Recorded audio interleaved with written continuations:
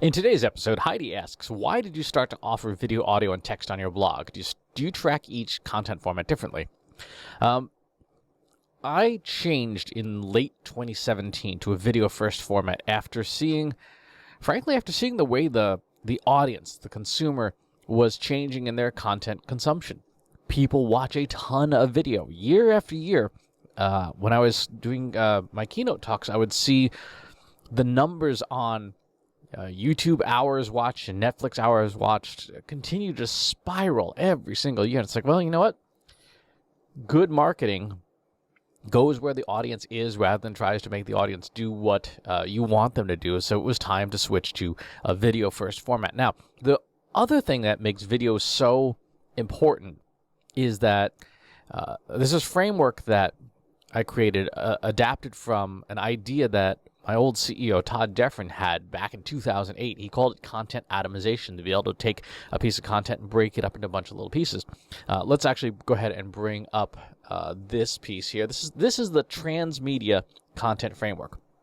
And what this simply means is you can take a piece of content and split it into many different formats as long as the data is there. And that's why video is so important, because video contains audio by definition, as long as you've got a microphone. Video contains images, like you're literally looking at each other. And when you use machine learning tools like speech-to-text transcription, video, at least this kind of video, contains text. All right, so if I start with this video, I can take clips of it and turn them into animations, animated GIFs, and things like that. I can take smaller snippets and turn them into Instagram stories or IGTV for like the 5 people who watch that. I can take the audio and turn this audio into a podcast episode. In fact, I do. If you were to just subscribe to this blog feed in your podcasting software, pod listening software of choice, you would be able to see the audio MP3s in every single blog post. And I take the transcript using Otter AI and turn that into the blog post that accompanies this. So, and the full video goes up on YouTube and goes up on LinkedIn. So that's the reason for doing this. It's for the format that people prefer best. Some people want their content, they want to watch it. They want to binge watch season 25 of U.S. Cancer, or whatever you want to call this. Some people want to listen to it. They have a commute. They're working in the kitchen. They are at the gym, and that content works best for them there. And some people, I don't like watching video. I just want to read the text. So we put that out as well. By providing each content format, you're serving the audience's needs in the way that works best for them. One of the challenges marketers have is that we tend to be very selfish in the sense of, I want to do things that are best for me and my company, as opposed to being audience-centered and saying, I'm going to do the best I can with the resources I have. I'm going to try and meet you where you are and provide content in the format that you expect or that you want or that is most convenient for you, the audience. And so that's why I do this. Now, if you're not comfortable with the talking head video style of things, right? There's a way to reverse this around. So this is the video first transmedia content framework, and it is the most efficient because, again, video contains all of these other formats within it.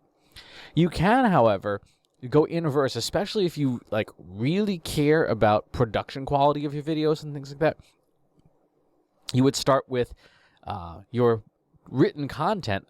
Look for the content that has performed the best, elevate that to audio status, right? You would essentially read it out loud. And either you could do it yourself, you can hire somebody to do it, you can have a machine do it. Amazon's next generation neural network Poly voices are fantastic for reading content aloud. And then from there, you can elevate that one step further and look at, what are the audio episodes that have done the best? Okay, those are the ones that great performance on text, great performance on audio. We've got to cut a nice looking video for that. If your company is an image-based company, like a video production company, or you are a video star or something like that, and you want that high-level production that looks great, looks expensive video, this is the approach I would take, because you can't obviously afford to or take the time to produce cinematics every single day. But if you have your top 12 pieces of content, you can take those pieces of content, elevate them into video, and then turn that into those, turn just the best pieces into video. So you can take this content framework and reverse it to start with a text only. The downside is you will produce much less of those other formats. And finally, to Heidi's question, do I track each content format differently? Yes. So with the video, by uploading it to YouTube, I get YouTube's analytics on the videos. Whether or not you watch it on the blog, whether you watch it on YouTube itself, I get the data there.